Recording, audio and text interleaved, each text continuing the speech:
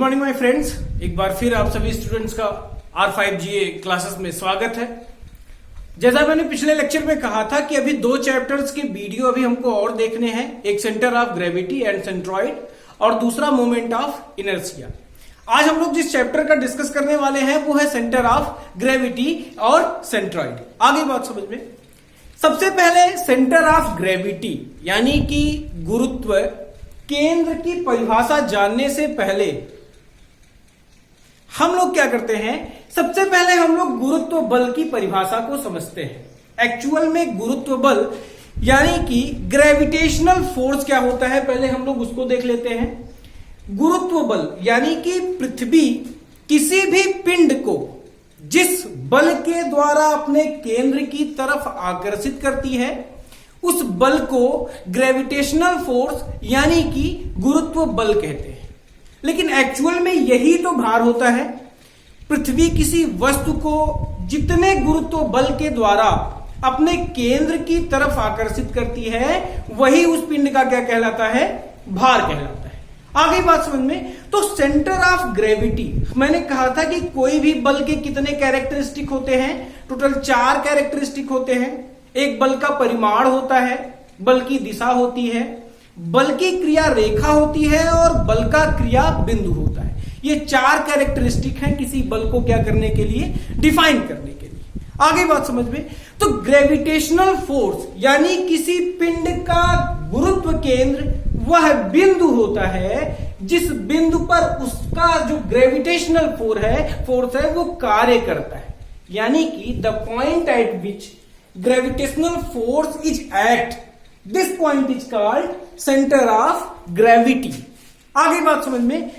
Centre of gravity की परिभाषा हम लोग 3 तरीके से दे सकते हैं। सबसे पहला पॉइंट, सबसे पहला डेफिनेशन जो मैंने अभी आप लोगों को बताया कि किसी भी पिंड द्वारा पृथ्वी द्वारा किसी पिंड पर आरोपित ग्रेविटेशनल फोर्स पिंड के जिस बिंदु पर कार्य करता है वही सेंटर ऑफ ग्रेविटी कहलाती है। इसके बाद दूसरा डेफिनेशन हम क्या दे सकते हैं कि गुरुत्व बल, पृथ्वी किसी वस्तु को जिस बल के द्वारा आकर्षित करती है वही उसका क्या कहलाता है, भार कहलाता है। यानी इस नाते अगर मैं सेंटर ऑफ ग्रेविटी को एक बार फिर से डिफाइन करना चाहूं तो मैं कहूंगा कि किसी भी पिंड का संपूर्ण भार, किसी भी पिंड का संपूर्ण भार जिस पॉइंट पर केंद्रित होता है, जिस बिंदु पर केंद्रित होता है उसे उस बिंदु का गुरुत्व केंद्र कहते हैं।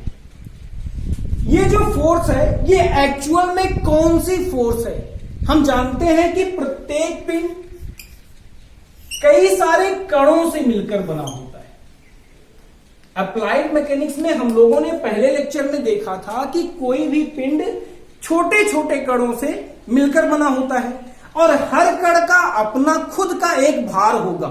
यानी कि इस पिंड के प्रत्येक कण पर कई सारे समांतर फोर्स कार्य कर रहे होंगे, किधर, पृथ्वी के केंद्र की तरफ। एक्चुअल में ये बल इन्हीं सारे पैरेलल फोर्सेस का क्या होगा, रिजल्टेंट होगा। ये बल इन सारे कणों पर लगने वाले, अलग अलग लगने वाले पैरेलल ग्रेविटेशनल फोर्स का क्या होगा, परिणामी होगा, जिसे हम उस पिंड का क्या कहते हैं, भार कहते हैं।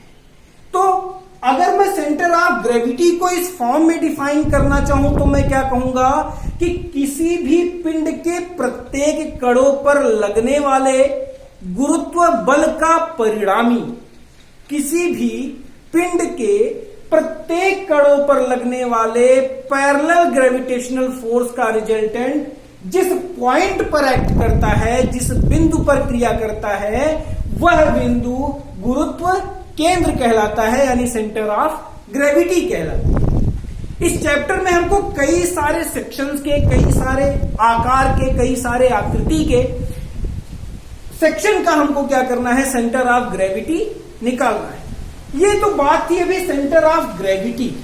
अगर मैं बात करूं सेंट्रॉइड की कि सेंट्रॉइड क्या होता है, परिकेंद्रक क्या होता है, ये मैंने जो बात की है ये एक्चुअल में मैंने एक 3D स्ट्रक्चर की बात की है। मतलब उसके तीनों डायमेंशन है, उसकी लंबाई भी है, उसकी चौड़ाई भी है और उसकी ऊंचाई भी है। अगर मैं किसी प्लेन की बात करूं, प्लेन यानी कि अगर मैं किसी एक सतह की बात करूं तो क्या होगा कि उसके केवल 2 डायमेंशन होंगे।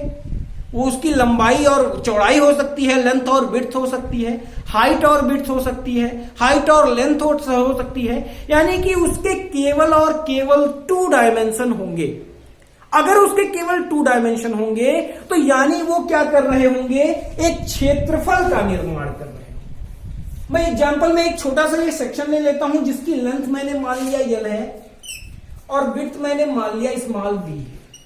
आगे बात समझ में, तो इसके केवल तो 2 डायमेंशन है, केवल 2 डायमेंशन है, एक इसकी लेंथ है और एक इसका क्या है, चौड़ाई है, यानी इसका क्या है, विड्थ है। अगर ये एक प्लेन है, ये एक सतह है, तो इसकी भार को हम लोग क्या मान सकते हैं, नगण्य मान सकते हैं, नेग्लिजिबल मान सकते हैं। अगर ये एक प्लेन है तो अगर ये एक प्लेन है और इसके भार को हम नगण्य मान लें तो क्या प्रभावी होगा, इसका क्षेत्रफल प्रभावी होगा। अभी हम लोगों ने जब सेंटर ऑफ ग्रेविटी की बात की थी तो हमने कहा था कि वह बिंदु, किसी भी पिंड पर स्थित वह बिंदु जिस पर उसका संपूर्ण भार केंद्रित होता है उसे हम लोग क्या कहते हैं, सेंटर ऑफ ग्रेविटी। लेकिन अगर ये एक प्लेन है तो इसका भार डोमिनेट ना होकर के क्या होगा, इसका जो प्रभावी होगा वो क्षेत्रफल प्रभावी होगा। और इसको डिफाइन करने के लिए, सेंट्रॉइड को डिफाइन करने के लिए हम सेंट्रॉइड को ऐसे डिफाइन कर सकते हैं कि किसी भी क्षेत्रफल का वह बिंदु जिस पर उसका संपूर्ण क्षेत्रफल केंद्रित होता है उसे, उस क्षेत्रफल का हम लोग क्या कहते हैं, परिकेंद्र बोलते हैं, सेंट्रॉइड बोलते हैं। आगे बात समझ में, सेंटर ऑफ ग्रेविटी और सेंट्रॉइड में यही थोड़ा सा डिफरेंस है। सेंटर ऑफ ग्रेविटी पर पिंड का संपूर्ण भार केंद्रित होता है और अगर मैं यही परिकेंद्र की बात कर लूं यानी सेंट्रॉइड की बात कर लूं तो सेंट्रॉइड पर किसी भी सतह के किसी भी प्लेन का क्या केंद्रित होता है, क्षेत्रफल केंद्रित होता है। तो ये 3 डेफिनेशन थे सेंटर ऑफ ग्रेविटी के और ये डेफिनेशन था सेंट्रॉइड का। आगे हम लोग अलग अलग सेक्शन के सेंटर ऑफ ग्रेविटी और सेंट्रॉइड को निकालने की कोशिश करेंगे। आगे हम लोग अलग अलग सेक्शन के अलग अलग सेंट्रॉइड को निकालने की कोशिश करते हैं। अगर मैं एक साथ सेंटर ऑफ ग्रेविटी के तीनों डेफिनेशन को एक साथ कहूं तो पहला डेफिनेशन मैं कहूंगा कि किसी भी पिंड का संपूर्ण भार पिंड के जिस बिंदु पर केंद्रित होता है उसे उस पिंड का गुरुत्व केंद्र कहते हैं। दूसरा डेफिनेशन अगर मैं देना चाहूं तो मैं ये कहूंगा कि पृथ्वी द्वारा किसी पिंड पर लगाया गया गुरुत्व बल पिंड के जिस बिंदु पर केंद्रित होता है या पिंड के जिस बिंदु पर कार्य करता है उसे उस पिंड का सेंटर ऑफ ग्रेविटी यानी कि गुरुत्व केंद्र कहते हैं।